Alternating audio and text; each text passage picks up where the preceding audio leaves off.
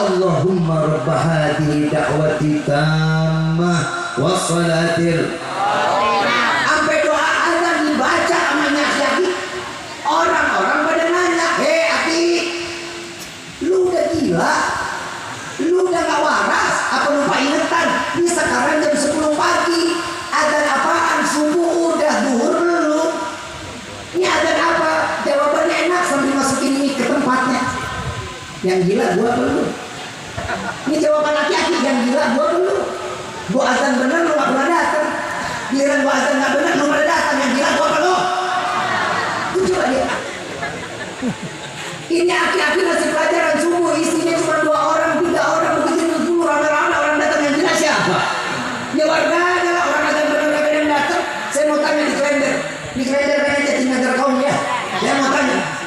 Ini di sini azan berapa waktu? 5. Berapa? 5. Yakin? Nggak ada yang 2. Bukannya subuh belum ada? Bukannya zuhur lu lagi kerja? Bukan asal lagi di jalan?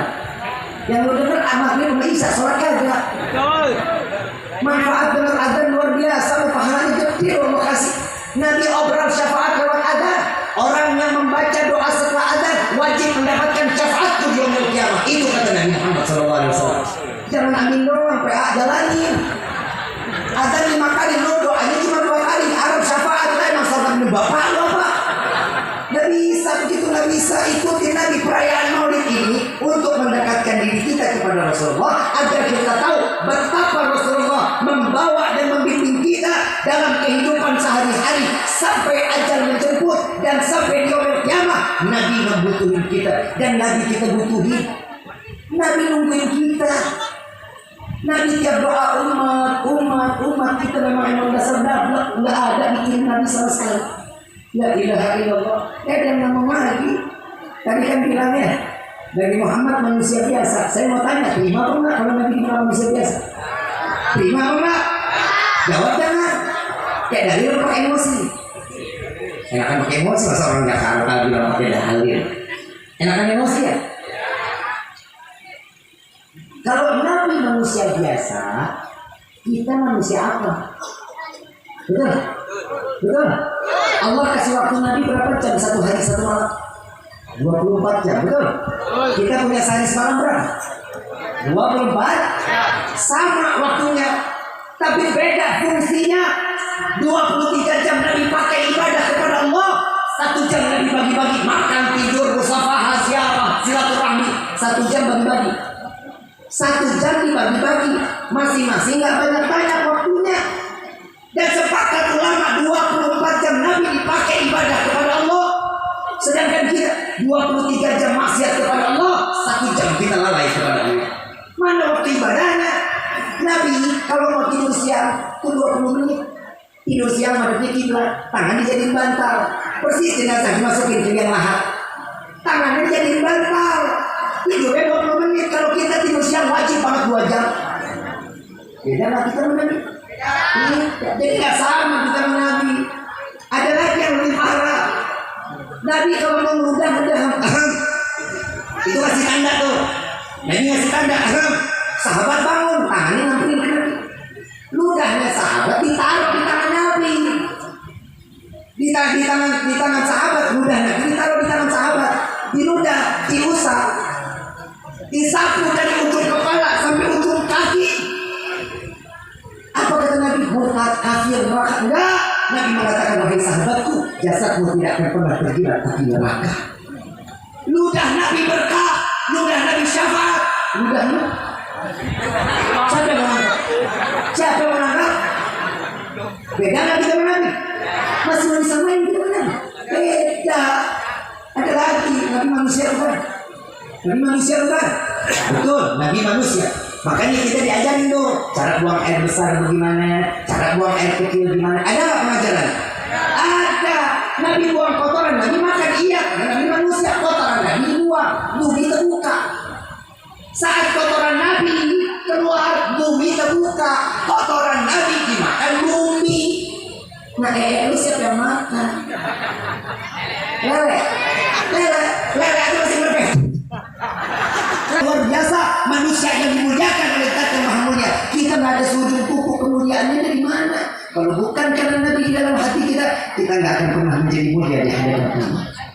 Deketin Nabinya, sayangi, cintai Nabinya, maka Allah akan memberikan kecintaan dan kasih sayangnya untuk setiap umat yang mencintai dan memberikan kasih sayang kepada Rasulullah SAW. Amin ya Rabbal. Bu,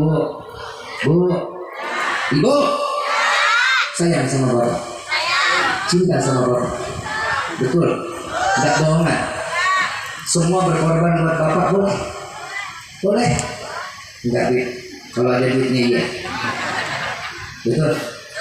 Nabi ngajari, bu, yang masalah dalam keluarga rata-rata banyaknya dari istri.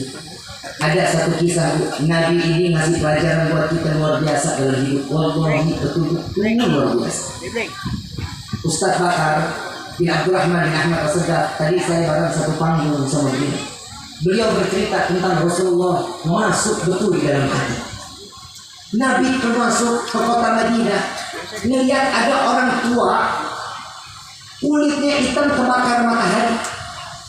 Ditanya sama Nabi, Nabi turun dari kudanya, disamperin ini orang tua.